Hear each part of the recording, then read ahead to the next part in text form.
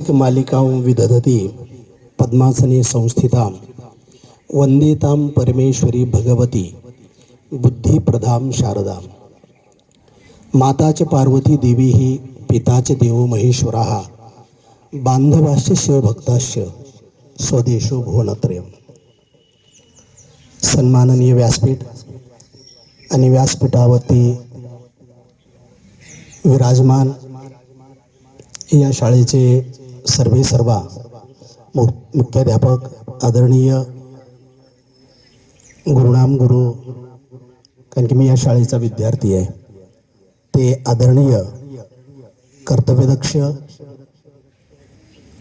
KD sir, त्याचप्रमाणे सर्व त्यांचा सन्माननीय कर्तव्यदक्ष तळमळीचं कार्य करणारा संपूर्ण शिक्षकवृंद, त्याचप्रमाणे त्यांनी ज्या सन्मानितांना या ठिकाणी बोलावलेलं आहे त्यामध्ये आमचे आदरणीय केंद्रीय शाळेचे प्रमुख मुख्याध्यापक फासले सर, त्यांच्या बाजूला बसलेले आदरणीय माझे परममित्र केंडे सर, त्याचप्रमाणे माझे या संप्रदायामधील सहकारी श्रीभक्तिपरायण वारकरी संप्रदायाचे अभ्यासक आणि उपासक सुरेशजी महाराज लांडे, त्याचप्रमाणे संपूर्ण आज ज्यांचं आपण या विद्यार्थ्यांचं कौतुक करतोय, यश पाहतोय, त्या यशामध्ये सहभागी होऊन अगदी आनंदामध्ये आपण न्हावून गेलोत, ते सर्व या शिक्षणासाठी किंवा या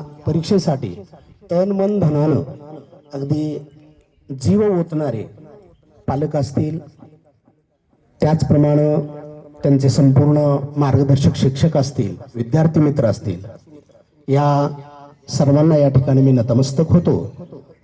सर्वांचं मनपूर्वक अगदी स्वागत करतो आणि माझ्या बोलण्याला प्रारंभ करतो.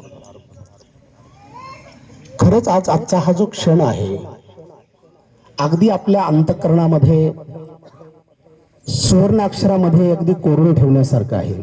मी तर असं म्हणेल, आज या शाळेचं प्रांगण, ज्या शाळेच्या या खोल्यांमध्ये वर्गामध्ये ज्यांनी हा स्टडी केला असेल, अभ्यास केला असेल, त्या खोल्या सुद्धा आज गर्वान्वित झाल्या असतील, त्या सुद्धा आज खऱ्या अर्थानं कृतार्थ झाल्या असतील, समाधानी असतील.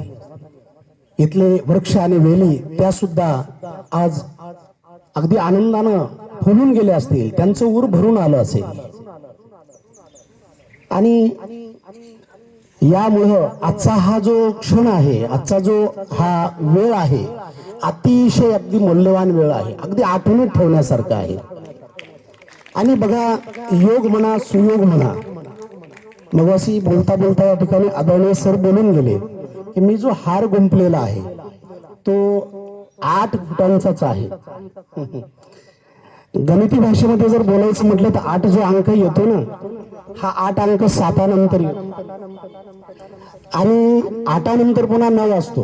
जरा थोडस विचारपूर्वक याच्याकडे बघितलं तर मित्रांनो, मला असं म्हणता येईल, हे खऱ्या अर्थानं आपल्या सर्वांच्या एकमेकांच्या यशाचं फल आहे, साथीचं फल आहे तो 7 अंक. आणि जो तुम्ही 8 फुटांचा हार तुमच्या गळ्यामध्ये आज तो आशीर्वाद रूप मिळालेला आहे, त्याच्यानंतर जो 9 आहे, नशीब मला असा विश्वास आहे या शाळेला, या विद्यार्थ्यांना, विद्यार्थ्यांच्या या ठिकाणी पालकांना, कष्ट करणाऱ्यांना निश्चित नवचैतन्य, नवजीवन, नवी क्रांती त्यांच्या जीवनामध्ये येईल असं मला वाटतं. तो 9 अंक दर्शवितोय. आणि म्हणून आठवण ठेवण्यासारखा हा 8 अंक आहे. म्हणून 8 फुटांचा जे या ठिकाणी सरांनी हार गुंपला असेल की काय, त्यांच्या मागच्या कल्पना मला काही सांगता येत नाही. आणि दुसरा एक सुयोग सांगतो, विद्यार्थी किती पास झाले आहेत? 26. 26ची जर बेरीज केली तर 6 आणि 2 8च होते. जगातलं सर्वातलं मोठं तत्वज्ञान कोणी जर सांगितलं असेल तर 8व्या अवतारात भगवान कृष्णानेच सांगितलेलं आहे.